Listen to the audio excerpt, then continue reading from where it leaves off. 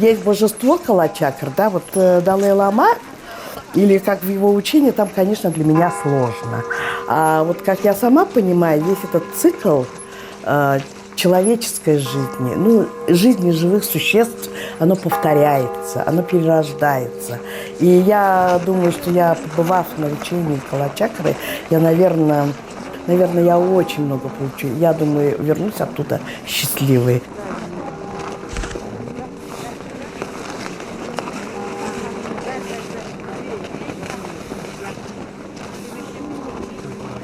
В жизни же много чего надо, там, материальное и прочее, но сейчас я прихожу к выводу, что самое главное – духовное состояние человека. Все, что для души.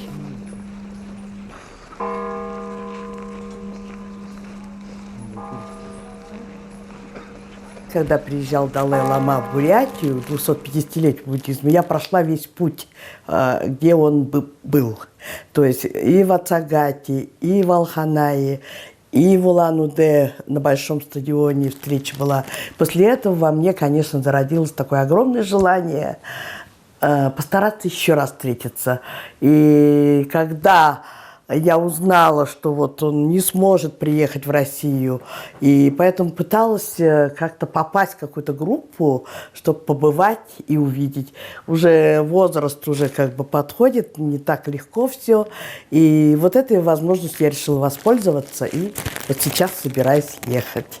Встретиться с его святейшеством Далай-ламой.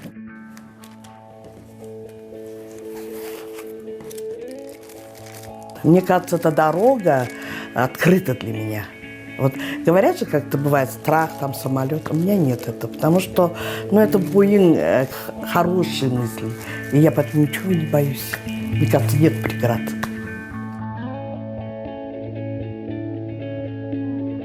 В Индии у нас детство – это страна-сказка. Показывали шикарные, красивые индийские фильмы. Такая сказочная страна казалась. Поэтому вот это из детства как бы перешло во взрослое состояние. А теперь, когда еще с Далай-ламой, я даже сейчас ни о чем не могу думать. Я уже какие-то тут дела, там, в театр надо, или еще что-то, какие-то всевозможные бытовые вопросы. Я говорю, я в Индии, вы меня не трогаете. Все. Я уже мысленно как бы уже там.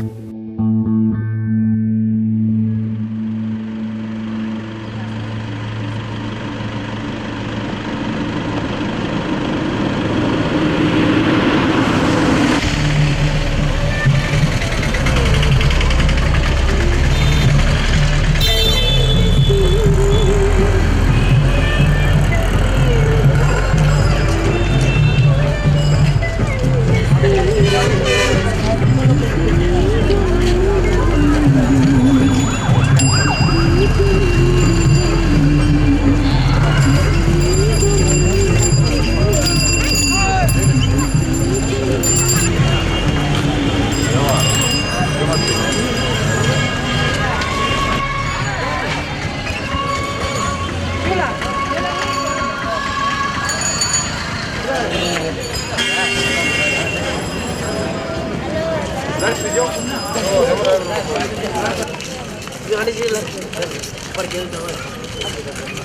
Porque devo dire tanto non so dire che ma trovare le storie.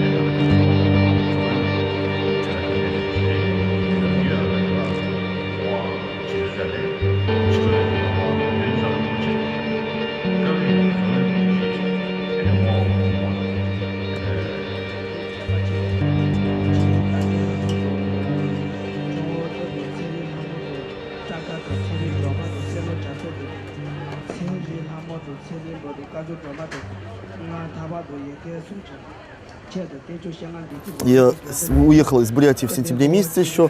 Это через Китай побывал в Камбодже. Это моя третья была поездка в Камбоджу. Бирма.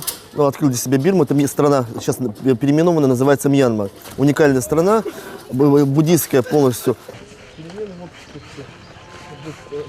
Я думаю, я себя ощущаю как паломник-путешественник. Наверное, так. Путешествующий паломник, скорее всего. Я посещаю именно священные места, сакральные места Азии. Вот. И, получается, я как путешественник становлюсь паломником. Чай попьем. А смол есть? Нельзя хороший чай. А смол сайт? Да, смол.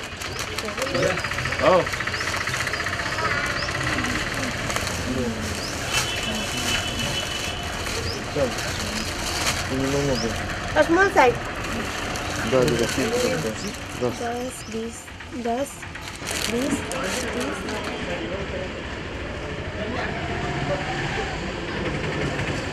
Я просто встречаюсь с многими паломниками, которые просто шокированы, здесь увиденным, да? Но меня, например, ничего не шокирует. Все, я думаю, зависит от самого человека. Если ты утром встаешь, смотришь солнце, погода хорошая, плохая, независимо, у тебя настроение хорошее. Все зависит от нашей внутренней мотивации. И мир перед тобой открывается. А если видеть вот этот мусор, видеть все это вокруг, то никакого настроения дальше жить не будет. Все у нас движется. Булама. Здравствуйте.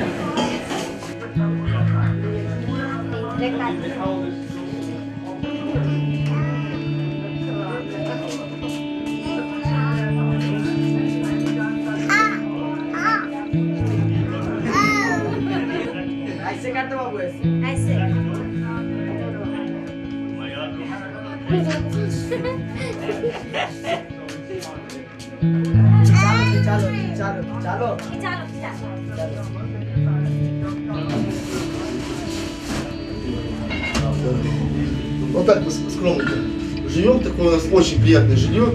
Я говорю, пятизвездочный, лучше пятизвездочного отеля, лучше. Потому что никто так не живет, как мы.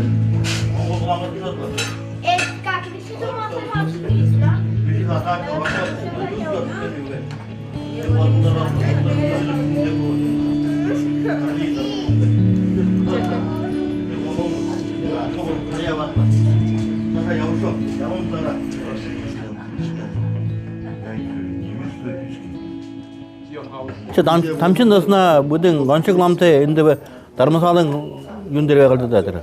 Төрүшүн ном тайхадын. Кулдын карындаланды биши наша ирет. Эне кост кынте славте олзатлы. Славышчы фотограф юмчак хо ылдым зон кырык тебенем. Киятлы лам көчүн ба алан кадыр караң. Сара сүнгөн когуладылы. Тим кычкылды. Өте яхал ханча кылды бишин дахын английскар мытык болка. Это откорында тоғылады. Что, меня зомба есть? Зомбу сейчас заварим. Ну давай, доставай самое. По приезду в Индию приходится становиться вегетарианцем. Но мясо здесь не купишь, и когда ты купил на рынке рыбу и принес ее домой, и решил им показать, что рыба такая хорошая.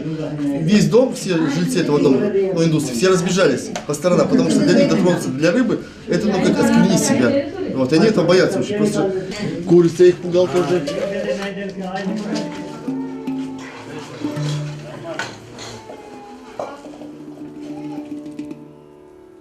Те нерцы жылыны кемде.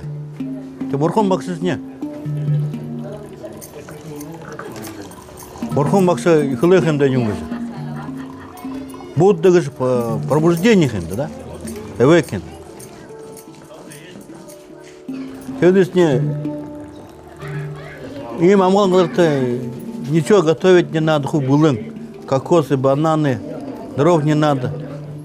И наэрл жавнахим, те хулдын, буе сижу хорёхим гызы. Одни просто уханин тем удахим хада, дулам байхада. Пантында хутин орында хулдыры кускулчкова. Ухага кудлуго выда.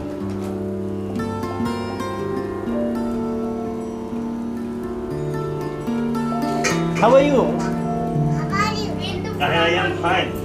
I'm fine. I'm fine. Good man. Krutoy much.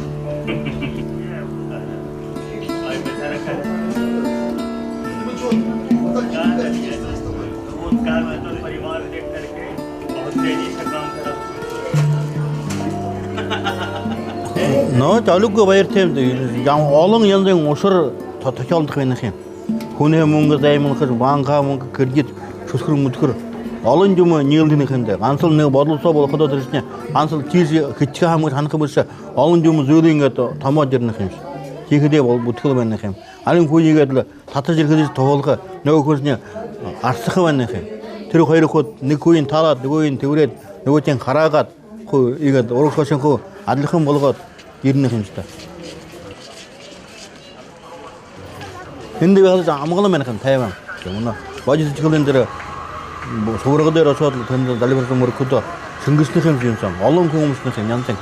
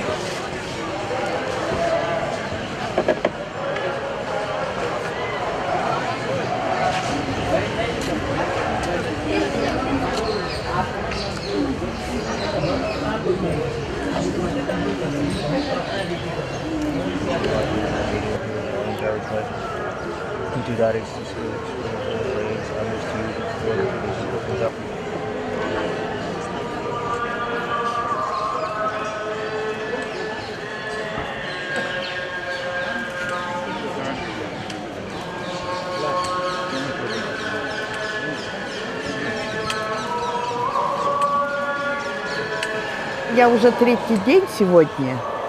Первый день, конечно, было вот нереальности. Ну, чисто, наверное, может быть, туристическое такое состояние.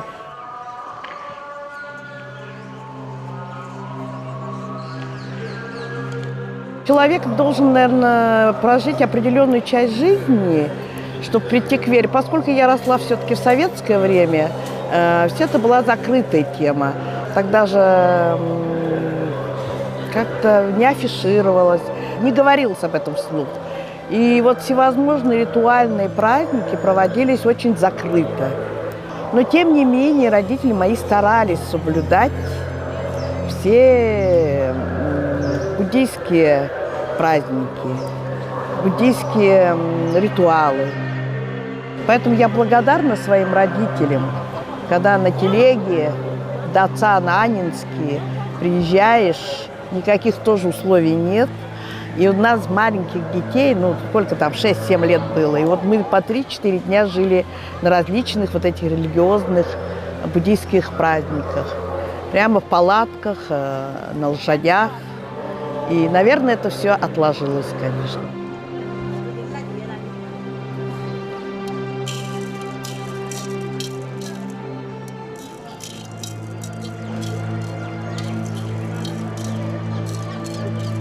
Я, например, сегодня в 6 проснулась. Ну как, помедитировала немножко, подумала, что наконец-то еще сегодня одна встреча хорошая будет, еще одна встреча с молитвами, с людьми, и ритуалы какие-то совершим. Еще раз я схожу в эту ступу. Я готова тут целый день находиться. Жить хочется просто, радоваться. Все остальное уже как бы мелочи жизни.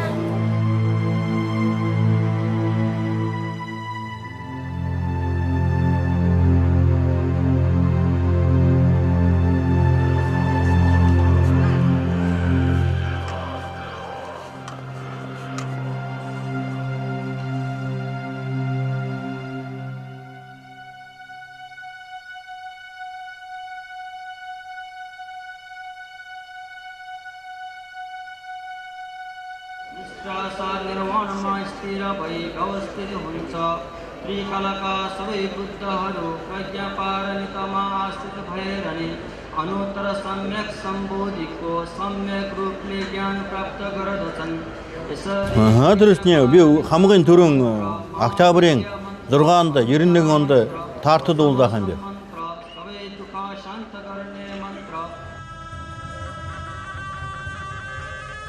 Buna qarınjılığı qoğusasa turistne alın yum öde jirne kan. Buna o daladan çıkınsam ansa saram yung sanıvar vakın bolsa qarazon tozu namda arık tegen kan. Turistne dövgürkü yatte ben kan da. Ansagan dasınsa улыгым болот халат вахы болса по хамтырса вы сечкилин ургуза койгон экен. Тегиде күнүстенеги орхунамты буддист кенекте окуган экен.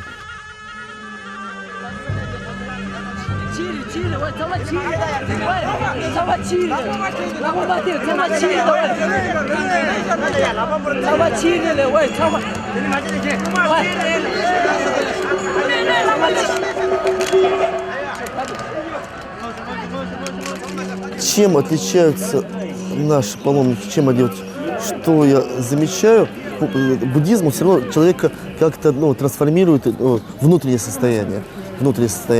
Но я всегда людям говорю, да, нужно ко всему относиться без фанатизма, и все зависит от мотивации. И сильно, как сказать, заморачиваться, я имею в виду вот этими тонкостями, которые там происходят, не надо, да?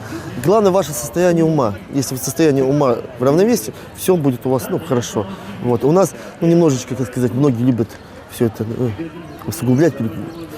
Но люди обычно, они видят, как в Евангелии говорится, ты видишь соломину в глазе брата своего, а бревна в своем глазе не замечаешь. Вот хотелось бы, чтобы наши паломники, они немножечко были к себе внимательны. Вот этого. И тогда будет все нормально. Шикарный кадр, просто вижу. Я не смогу его упустить.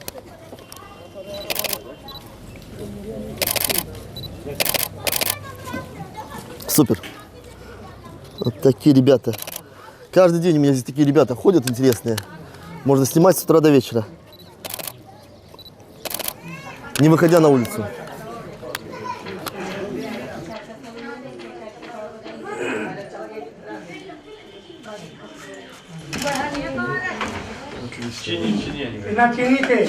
Концертик забабахай маленький.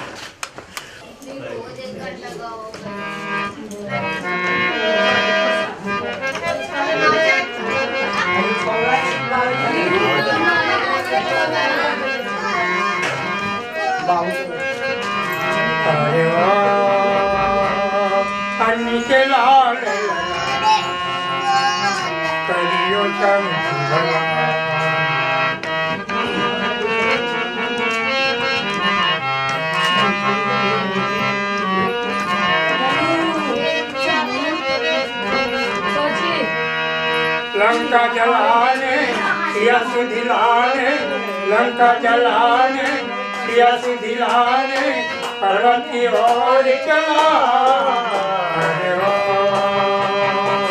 अन्नी के लाल लला करियो सब भला करियो अन्नी के लाल लला करियो सब भला जय राम सिया राम सिया राम जय राम सिया राम जय राम सिया राम जय राम सिया राम सिया राम जय राम सिया राम सिया राम जय राम हरे अन्नी के लाल लला करियो सब भला अन्नी के लाल लला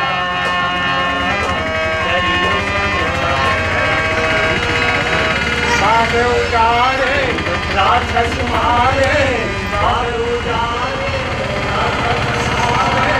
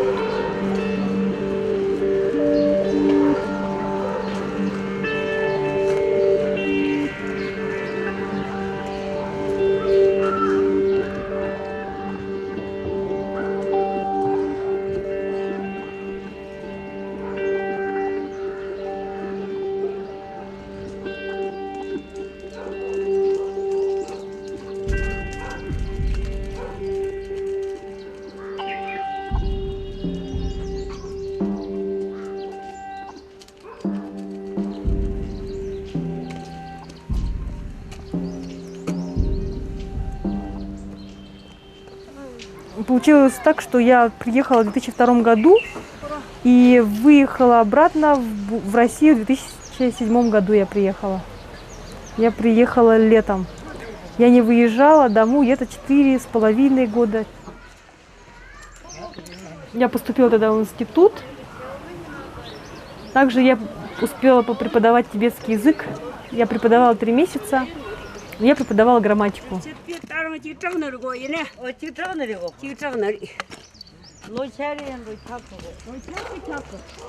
Ну, я устала, конечно, в России. И рисовать невозможно. Суета. Бесцельная суета. Люди сами суетятся и хотят, чтобы все вокруг суетились. Это тяжело.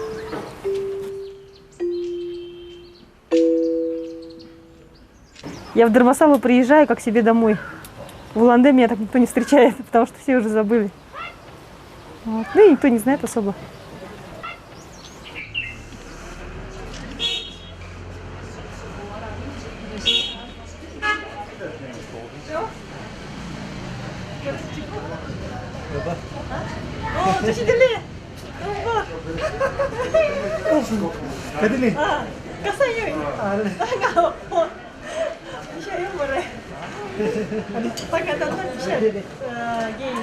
В Дармасале мне нравится тем, что здесь спокойно есть атмосфера и воодушевление рисовать. И при этом не просто изолировать себя от всего. Жить спокойно, как бы заниматься своими делами, и при этом время от времени все-таки жить, можно сказать, активной жизнью, когда ты хочешь. Выходить куда-то, ездить. Можешь сходить к своим одноклассникам. У меня их очень много. Вот. У меня также есть индийские друзья. К той же самой Джейн, которая здесь проживает. Англичанка, она прожила здесь 24 года.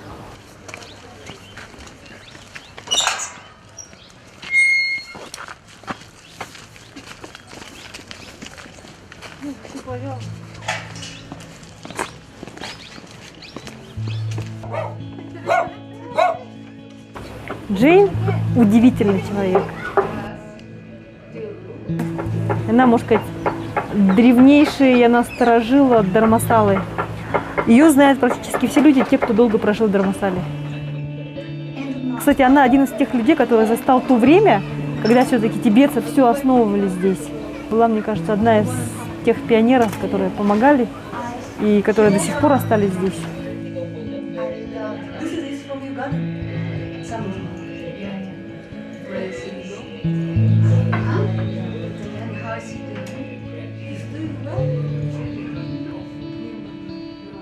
Так как она знает, что я живу уединенно, что рисую и особо никуда не выхожу, она обычно меня все время выдергивает. Знакомит меня с всякими учеными, тибетологами, люди, которые пишут какие-либо такие работы про живопись, она меня с ними знакомит.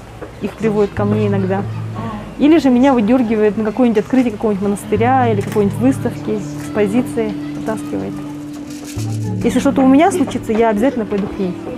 За советом, за помощью. Это человек, который как бы никогда не откажет и даст дельный совет.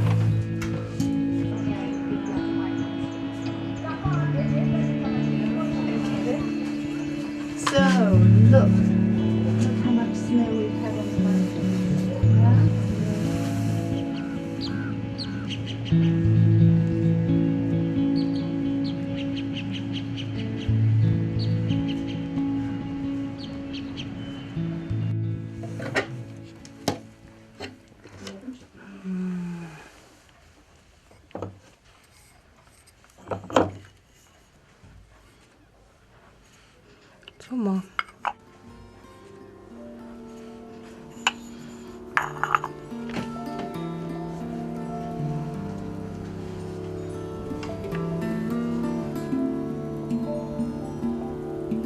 После школы я поступила в студию Бурят-Зурак к Дашаниме Дугаровичу Дугарову. С ним я проучилась до, можно сказать, 2002 года.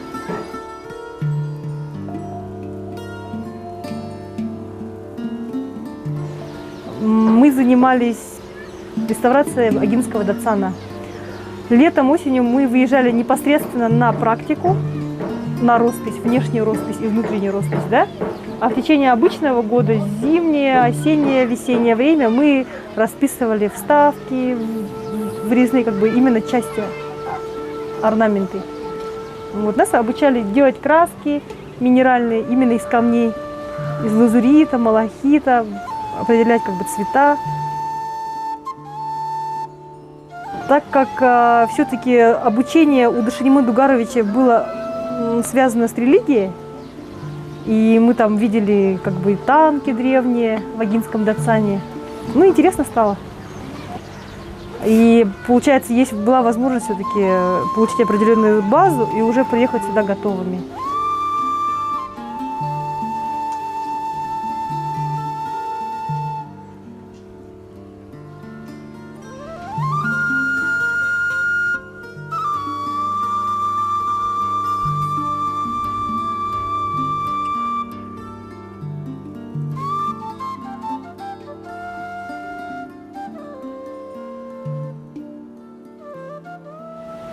Когда я сюда приехала, я начала все заново, с самого начала, по канонам, начиная от лица Будды, тело вот с одеждой Будды, да? Ваджрапани, потом бодхисаттвы, идамы, все это мы прошли. Все как бы, я прошла эти рисунки за год полностью. Язык особо я не изучала, потому что времени не было. Можно сказать, первые 2 года я рисовала. Я просидела в школе от и до. Вот. Так как надо было сидеть там с 9 утра до 5 вечера, сидеть, рисовать. Все время общение. Общение хорошее, где-то и поспорить можно, где-то и характер показать. Так и язык выучился на разговорном уровне. Потом я уехала в Варанаси. В Варанаси я научилась читать и писать.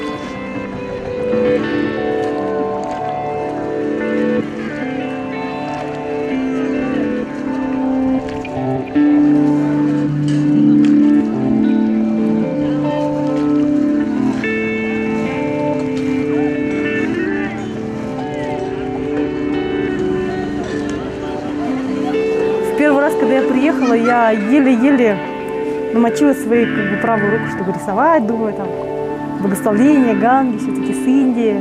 Помочила правую руку, во второй мой приезд я помочила ногу, можно сказать. А в третий мой приезд я попила воды.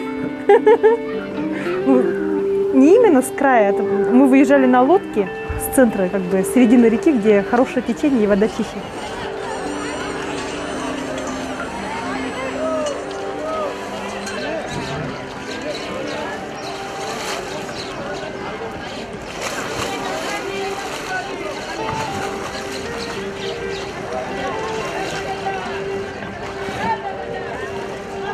На этой речке люди, родился ребенок, младенец, его там омывает.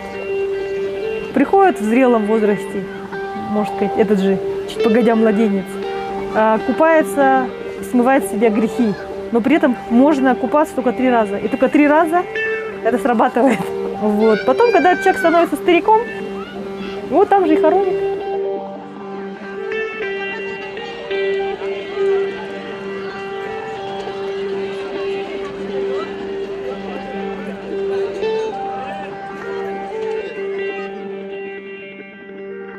Там вообще место особое, потому что энергетика, все-таки люди приезжают туда молиться и с определенным настроем, именно психологическим настроем. Ну, это особый город. Особенно мне нравятся такие как извилистые улочки в Варанаси. Вот где-то вот от центрального гата справа и слева есть.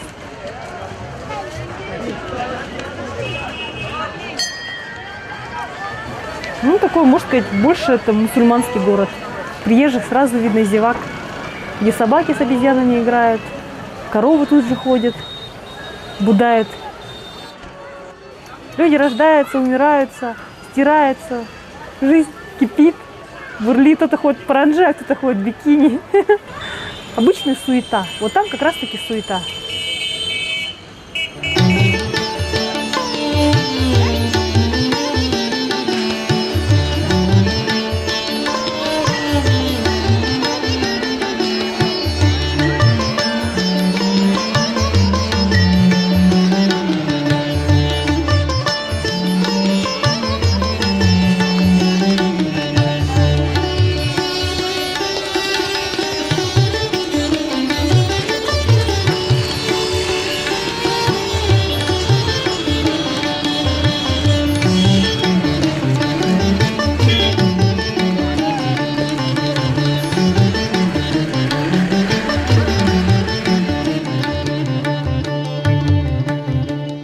Я думаю, что отношения между странами определяются не только отношениями на официальном уровне. Когда люди ездят, когда люди узнают друг друга, своих партнеров, так скажем, культурных партнеров, это всегда очень хорошо. Но в первую очередь это, конечно, просто содействует взаимопроникновению культур. Я думаю, что индийская культура очень и очень сильно обогащает русскую культуру, так же, как когда-то она стала практически неотъемлемой частью бурятской культуры. Первый, наверное, самый такой древний пример – это то, что буряты, как и другие монгольские народы, с большим интересом читали Рамаян. Я думаю, что это самая северная граница распространения знаменитого индийского эпоса. Ну и все те божества, в том числе и гневные божества, которые мы видим, когда заходим в наши дасаны, они все родились здесь, на этой земле, и до сих пор пребывают где-то здесь.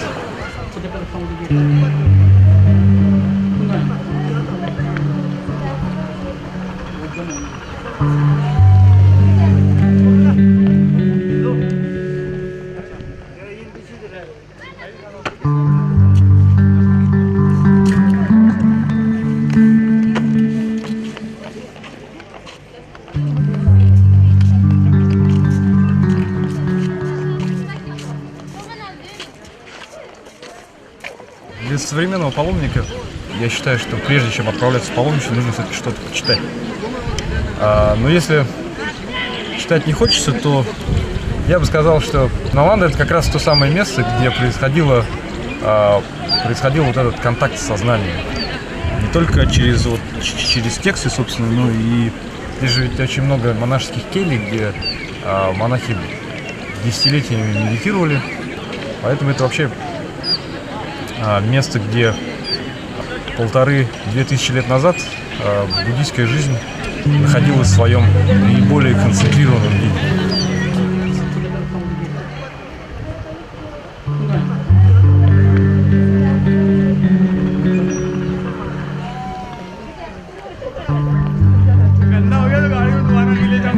Все буддийские традиции, не только Махаяна, не только наша тибето-монгольская традиция, но и вообще весь буддизм, то, что Будда сказал когда-то, все это было воспринято до конца и понято только здесь.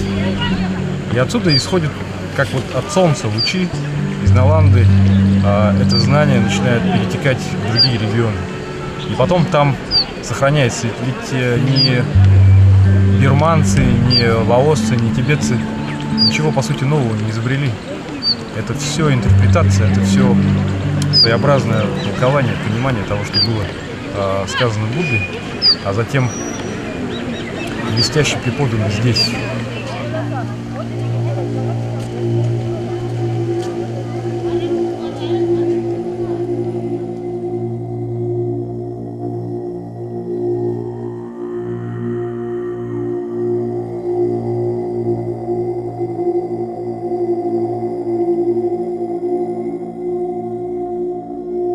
На тот момент на всем земном шаре человечество едва ли могло похвастаться более интеллектуально насыщенным местом. Наланда была местом, где были написаны те самые вещи, которые мы, обычные верующие буддисты, сегодня читаем в дацанах или приглашаем лам для чтения этих книг и не подозреваем, что большая часть этих книг была написана вот внутри этих стен. Люди здесь занимались исследованиями, начиная от геометрии, заканчивая поэтикой, музыкой. И это, конечно, была огромная трагедия и потеря для человечества, когда это место перестало существовать, потому что по большей части то, что мы здесь видим, это, в общем, новодел. Люди, конечно, воспринимают это все за чистую монету, но на самом деле из подлинного здесь осталось очень мало. Но, в общем, наверное, это не так важно. Важно то, что это место вообще нашли, и что-то все равно выходит из-под земли.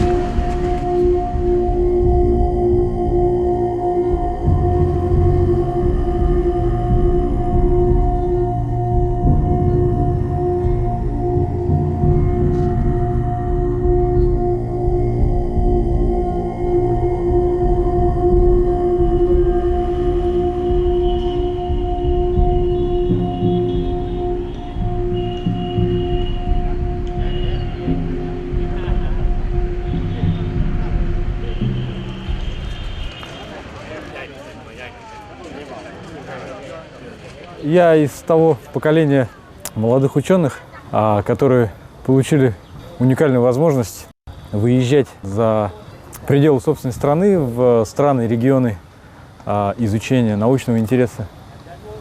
И это, конечно, великолепно и замечательно, потому что очень многие востоковеды прошлого, наши учителя, они такой возможности не имели. А мы сейчас с достаточно завидной регулярностью выезжаем в страны буддийского мира.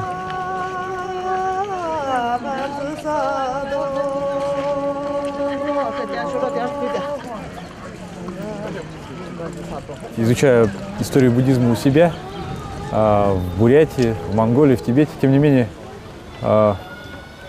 необходимо сравнивать, необходимо знать, что происходило и происходит в других буддийских традициях, будь то Таиланд, будь то Лаос, будь то Камбоджа, будь то Бирма.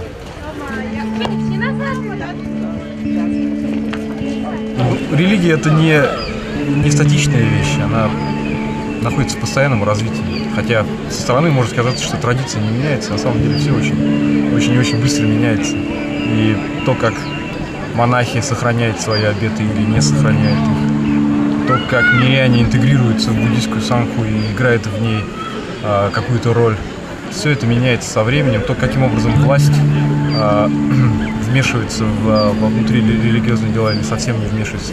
Все это, в общем, имеет какие-то такие генеральные тенденции развития не только в Бурятии, не только в Монголии, но и в других странах, регионах. А началось все, в общем, отсюда. Здесь все эти места вокруг – это колыбель буддизма.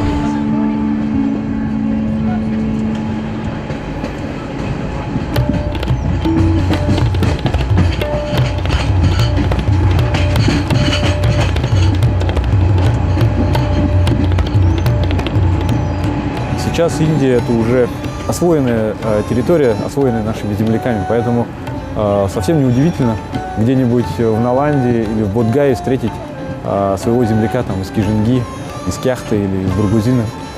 И, в общем, это для наших людей это всегда очень позитивный, очень хороший опыт, потому что понять, что происходит у нас, осознать, что происходит у нас, осознать себя как личности, как общество, можно только глядя на другие культуры, как в зеркало.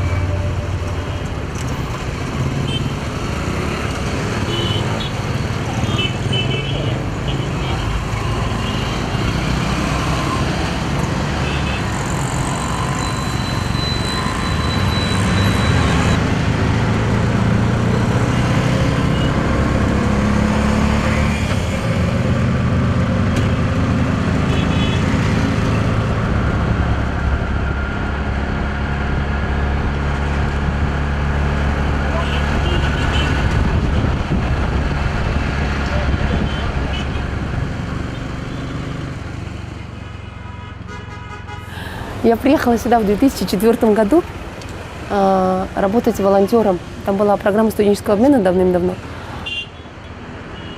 И я проработала здесь, по-моему, чуть больше полугода. Потом я немножко путешествовала по Индии. Я ездила в Варанаси, в Бодгаю, в Дармасалу. Побывала на одном учении Далай-ламы. И в 2005 году я вернулась обратно в Москву. В Москве я пробыла, по-моему, не так долго.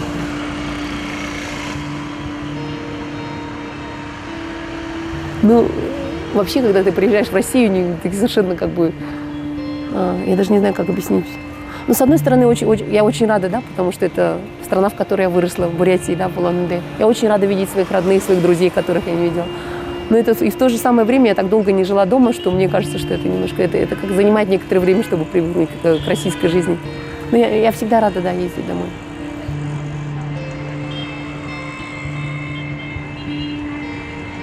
Не знаю, странно. Я иногда думаю, как бы, да, почему это я вернулась в Индию.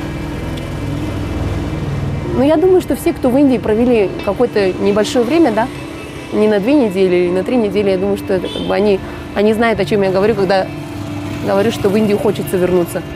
В Индии как-то очень спокойно и очень комфортно.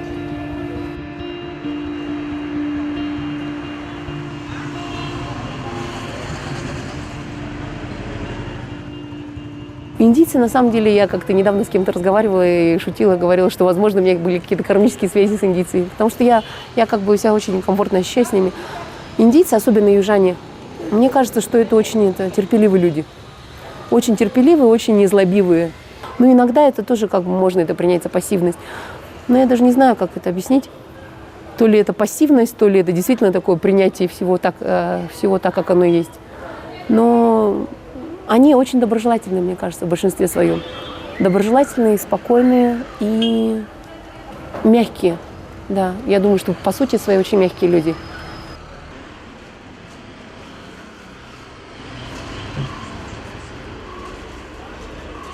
How do you take it? 2 teaspoons, morning, afternoon, evening. When a person has an allergy, it's okay.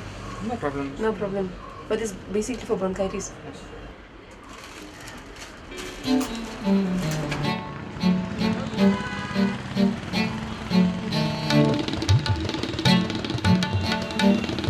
Ну, Бангалор, конечно, очень сильно отличается от Варанаси, от Дармасалы, от любых других городов Индии. Единственный город, с которым я могу его сравнить, это Бомбей, может быть, Ченнай и, может быть, Пуна. Но по сравнению с Бангалором, мне кажется, вот они гораздо консервативнее города. Потому что здесь очень много молодых людей, потом гораздо более людей с таким широким взглядом на жизнь. Но это, тем не менее, тоже, конечно, индийский консервативный город со своими прелестями и непрелестями. Мои друзья-иностранцы обратили на это внимание. Они говорят о том, что после 9-10 вечера как бы на улицах вот таких вот очень сложно увидеть женщину. В основном это мужчины, которые как бы выходят в свет, да, очень поздно вечером.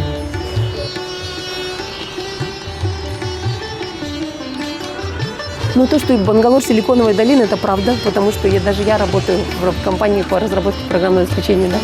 Ну и большинство, по-моему, вот, приезжих людей, которые живут в Бангалоре, они в основном работают как раз в IT-индустрии.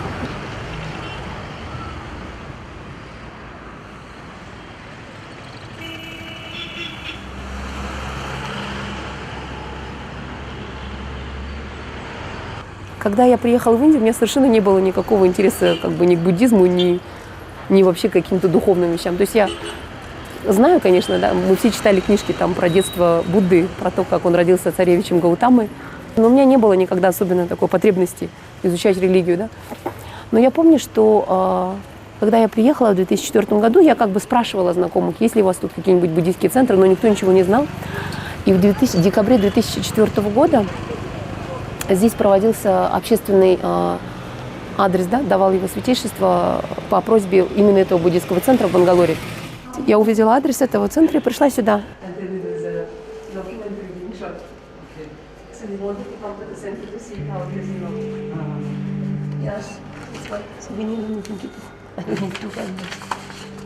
Yeah, this is my picture. I took it in Kalki temple in Bodh Gaya. This one, I'm not sure. Вы же знаете, да, что буддизм как бы исчез из Индии там, в 13 веке с падением Наланды. Ну и до сих пор не совсем понятны причины, по которым буддизм исчез из Индии. И многие, индуизм такая всеобъемлющая религия, да, многие индийцы действительно верят, что Будда является 10-м аватаром Вишну, и они не видят никакой особенно большой разницы между индуизмом и буддизмом. Есть люди, которые как бы видят разницу и говорят, что вот их особенно интересует тибетский буддизм там, в силу разных причин, да, в силу там, неопровержимой логики. Или там многие испытывают очень глубокое уважение к его святейшеству Далай-ламе. И им интересно, да, что, как можно стать таким человеком, как Далай-лама. Вообще индийцы являются, мне кажется, очень религиозными людьми. То есть даже если они не совсем понимают, да, в чем является суть религии, они всегда как бы проявляют уважение там, к верованиям других. Now, your jaw should be relaxed. Your tongue should be touching just behind your upper teeth on the top of your palate. Just resting over there. It prevents your mouth from crying.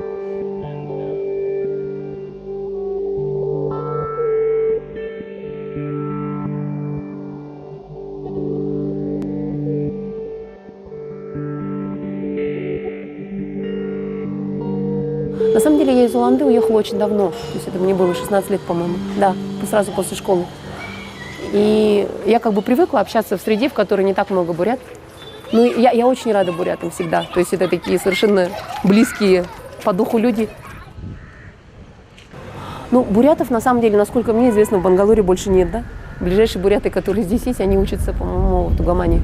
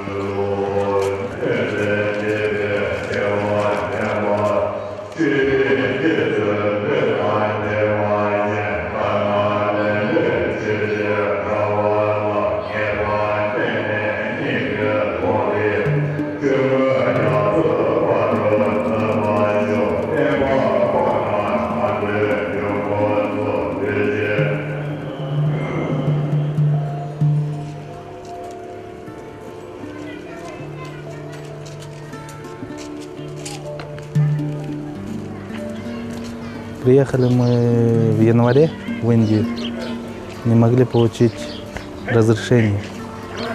Нам пришлось ждать в Дели 4 месяца. Приехали мы в мае, к началу сезона дождей.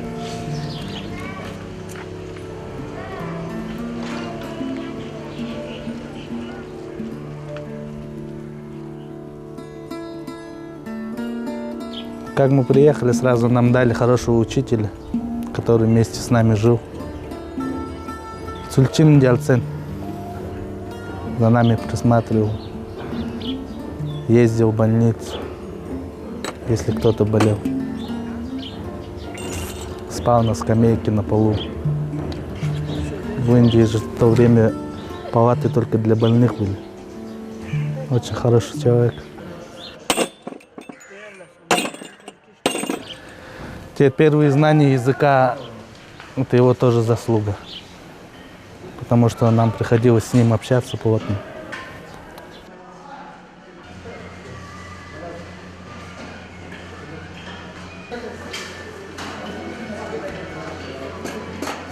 Когда мы приехали, только тут было 10 калмыков, они жили на первом этаже.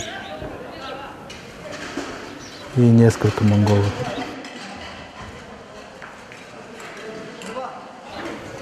Отношение с тибетцами было отношение очень хорошее, да и по сегодняшний день очень хорошее. Это была заслуга Арвани Маримбучи. Потому что когда приехали мы, память о нем еще была очень сильна. Много его учеников работали уже в администрации, настоятелем. Они так и говорили, что очень рады приветствовать земляков Арвани Маримбучи, своего учителя. Потому что Арвани Маримбучи очень многое сделал в трудное время для Гумандацана.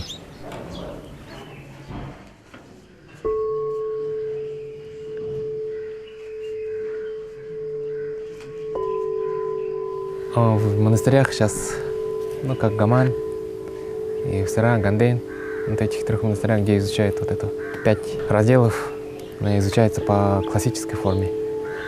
Поэтому на это уделяется очень много времени. А так, если взять чисто учебный процесс и сократить, то, я думаю, наверное, можно где-то уложиться 7-8 лет.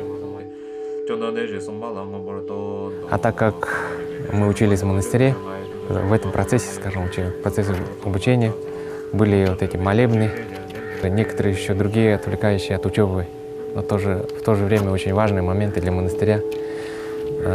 Поэтому все это собрав, получается, вот 16 лет надо, чтобы полностью вот это пройти курс.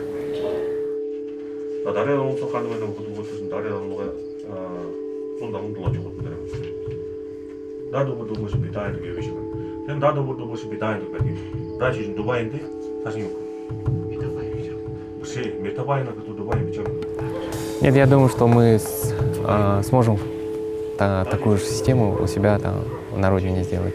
Насколько это скоро, это вопрос непонятный, потому что сейчас здесь изучается чисто на тибетском языке, а чтобы более доступно изучать легче, надо будет все это переводить, на русский переводить, на бурятский. Но думаю, со временем тоже у нас тоже получится.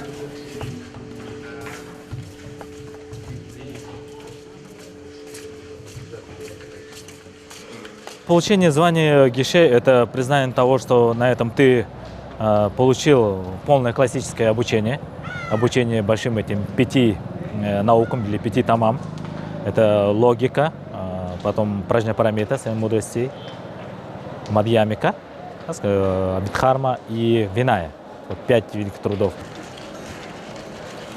Если сравнивать с европейской, то здесь, наверное, сравнится с получением докторской степени по философии. И то обучение философии, которое дается, оно построено на логике. То есть не просто ты должен верить во что-то, скажем, слепо, а именно у тебя вера должна быть обоснована.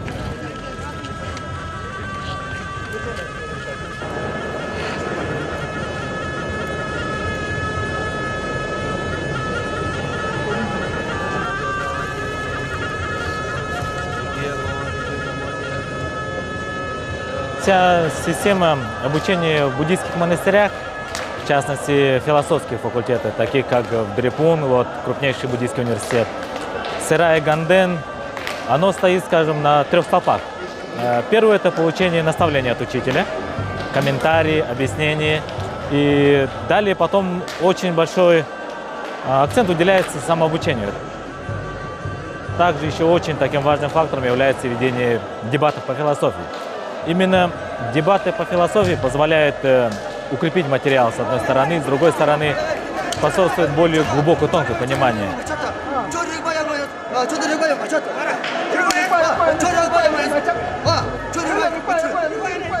Берет, думаю, традиции еще с Древней Индии, когда встречались два великих учителя разных школ, и у них были противоречия, они при всем принародно, при собрании там, царя и других мудрецов вели дебаты. И тот оппонент, который проигрывал в этом споре, принимал воззрение или же учение той школы, которую он проиграл. Учителя рассказывали, что ранее, когда вели дебаты, они настолько увлекались, что не замечали, что почти наступает утро. Довольно эмоционально проходит. Но многие, те, кто не встречался ранее дебатом, спрашивали недоумение, неужели монахи там ссорятся?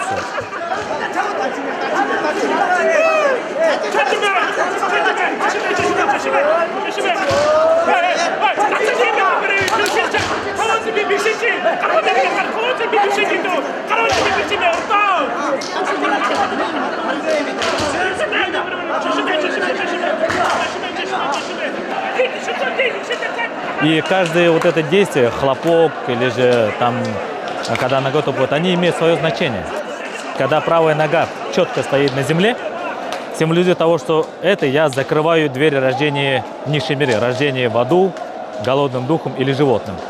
Левая нога, когда поднимается при таком движении, означает, что оппонент и же все живые существа, когда силы ставятся на землю, да достигнут они освобождения.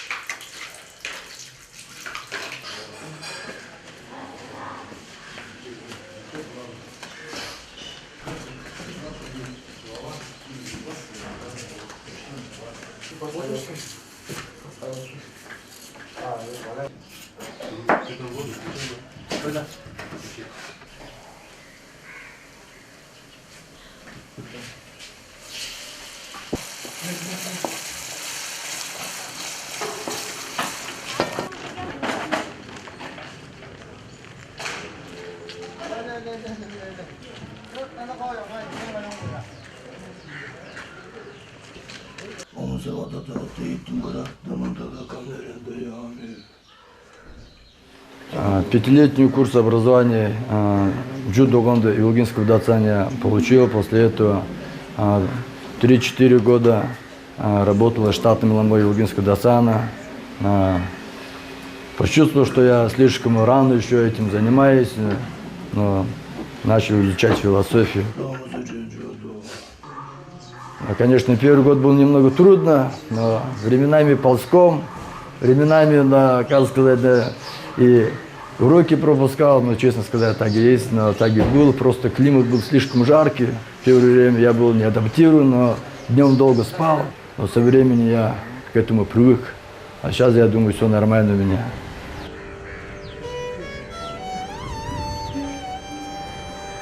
Главное, цель поставили, дальше учиться. Мы движемся дальше. Вот я 5 лет тому назад, получается, приехал, 4 с лишним, но скоро у меня виза заканчивается. Вот я поставил цель 5-летнюю визу до финиша дойти. Но те, которые мы приехали с России, мы можем с любым человеком на любую тему разговаривать. А как насчет других, я не могу сказать. Конечно, если человек с детства растет в монастыре, в Дацане, по ту сторону с другими людьми, насчет какой темы может общий язык найти. Конечно, это только обучение Будде.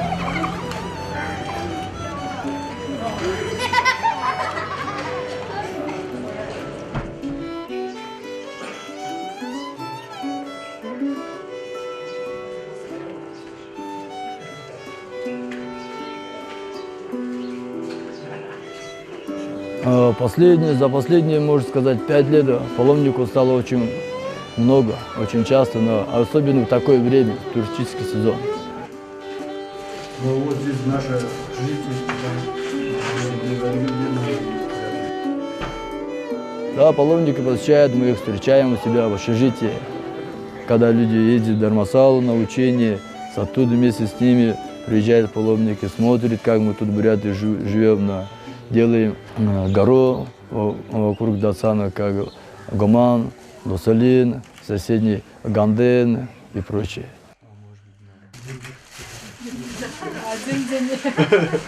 Один день, конечно, мы хищники, но Сегодня как раз тот день. приходит тут где-то. И настал тот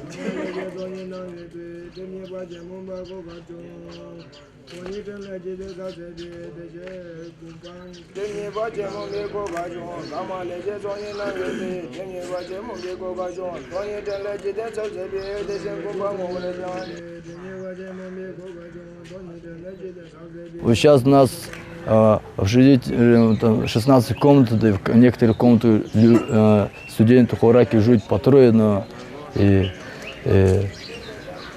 хорошо было бы, если была общая комната с кондиционером, прохладно, чтобы человек занимался, бодрствуя, но обычно такую жару человек засыпает днем.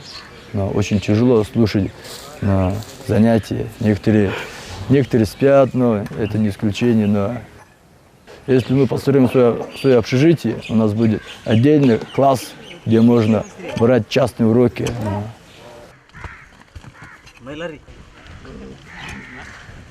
Да, калмыки, они уже много лет тому назад, может быть 10, я точно не могу сказать, они построили свое общежитие. Тувинцы лет 5 тому назад построили свое общежитие. Вот спустя 5 лет вот мы начинаем строить свое общежитие.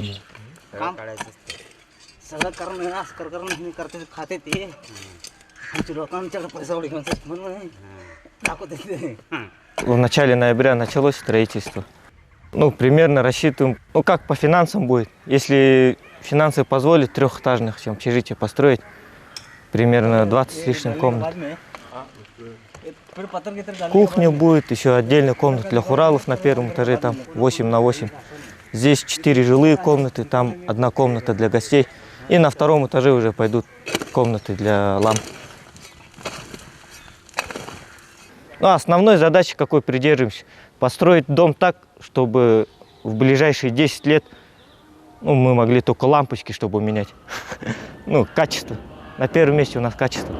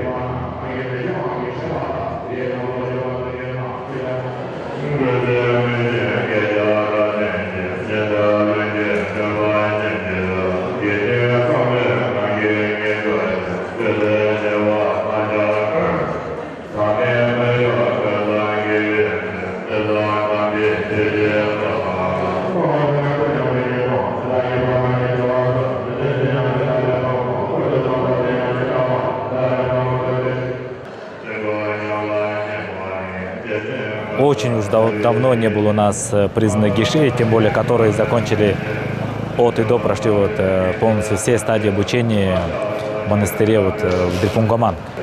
Потому что, несмотря на то, что в Дрипунгаманге вот сохранилась та классическая система обучения, и все же гишей из Гомандацана, они по части буддийской философии общепризнаны во всем мире буддийской.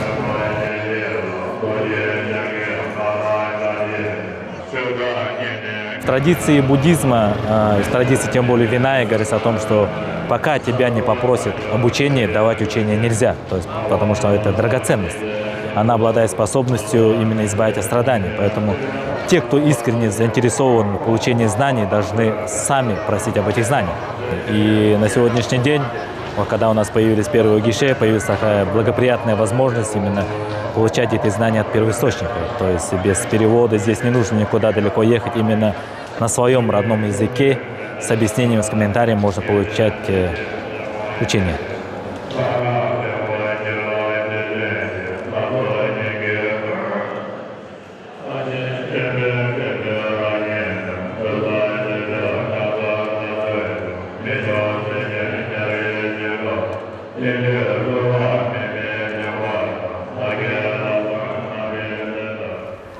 На мой взгляд, буддизм в России только будет развиваться. Но в наше время с каждым годом интересующихся буддизмом становится все больше и больше.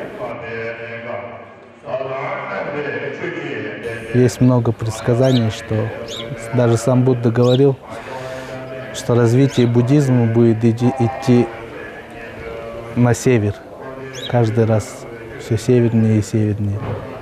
Если считать развитие буддизма в Тибете, основываясь от Индии, это северная страна, поэтому, я думаю, следующая северная страна после Тибета, я думаю, это Россия.